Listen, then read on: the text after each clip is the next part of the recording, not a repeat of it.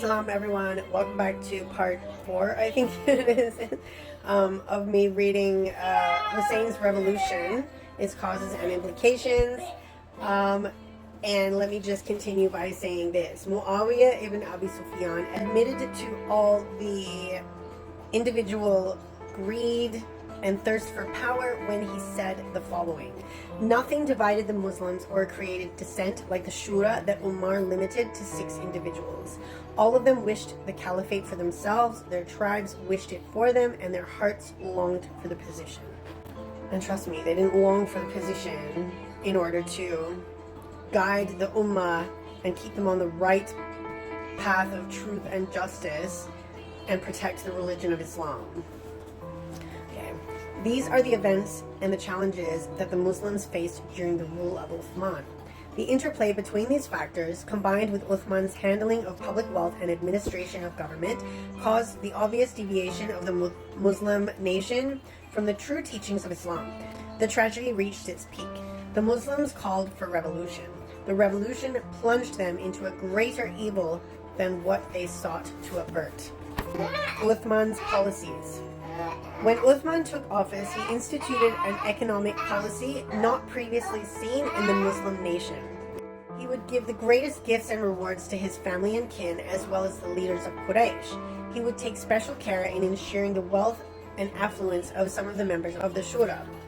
The Shura was his council of 6 individuals, I believe. If Uthman had been doing this with his personal wealth, no one would object. But these were expenditures from the treasury, doubtlessly public property. Uthman's governors throughout the Muslim nation instituted similar practices, institutionalizing nepotism and pouring public wealth into the pockets of their kin and allies. By the way, nepotism means showing favor or electing those who are part of your family, your relatives, or those who you favor, friends, relatives. You don't elect someone to be part of your council or the government or successor even because the person would be a really good leader. You elect them because they're a part of your family. And Muawiyah appointing his son Yazid as the next caliph after him is an example of nepotism, just in case you were wondering. Uthman's economic policies allowed the upper echelon of society, those who received favored treatment through generous gifts, greater financial affluence. He gave them the opportunity to spread their power and grow their wealth. For example, he allowed those receiving from the spoils divided by the government to sell the land that they were given. The wealthy took advantage of this and bought vast lands throughout the nation. They bought slaves and hired free men to till the plantations that they created.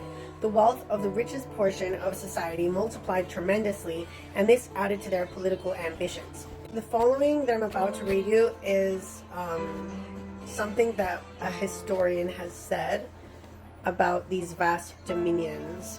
Okay. The wealth of Zubair, and Zubair is of course Zubair ibn al-Awwam, a companion of the Prophet ﷺ and a member of the Shura. He is one of the Muhajirun and a member of the Quraysh tribe. So the wealth of Zubair had reached 50,000 dinar, 1,000 steeds. Steeds being horses, I think? Or is it cattle?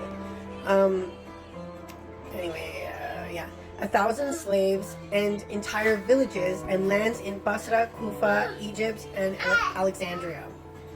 The earnings of Talha, who is another, so it's Talha ibn Ubaidillah, a companion of the Prophet, peace be upon him, and a member of the Shura. He is also of Muhajirun and the Quraysh tribe. So the earnings of Talha amounted to 1,000 dinar a day, and some say more, from Iraq only. His earnings from the area of Shorat was even more. The stables of Abdurrahman ibn Auf had 100 horses.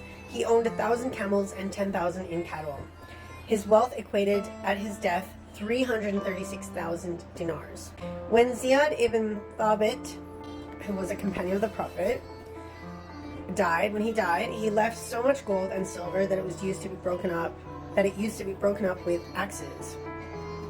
This is in addition to what he left of lands, which valued to 100,000 dinar. Yala ibn Munbih died leaving an estate of 500,000 dinar in addition to credits, real estate, and properties that equated to 300,000 dinar. As for Uthman himself, he had, at the day of his death, 150,000 dinars and 1,000,000 dirham.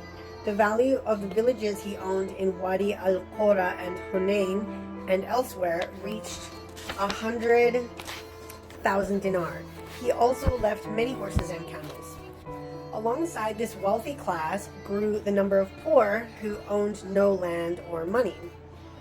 They were not given from the enormous gifts of the treasury. It was a severe case of the rich get richer while the poor get poorer. But what do you expect? When tyrants run things. This poor class was the class of the soldiers and their families. The soldiers were not allowed to share in the spoils of war.